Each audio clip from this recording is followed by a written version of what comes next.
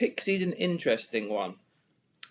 So PICSI is another variation of ICSI, like IMSI, but the difference is there's a special protein mixed with the sperm. It's actually in the dishes, and it's a protein called hyaluronin. And the mature sperm with the best intact DNA will actually bind to this hyaluronin, and the immature sperm, or the sperm that's not as good, or highly fragmented sperm, doesn't bind to it. So when you're doing the ICSI procedure and you're selecting your sperm, you only select those sperm that are bound.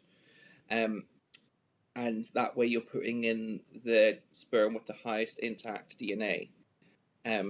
Now, there was a recent multi-sited randomized controlled trial which looked to see whether it increased live birth rate, which it didn't, hence why it's red lighted by the HFEA.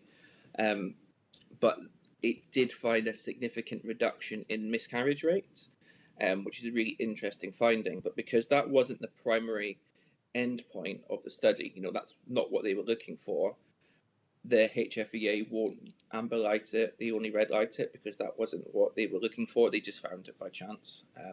So there is some indication that PICSI would be of benefit, but again, it would only be for those men who have had a DNA fragmentation and shown an elevated result.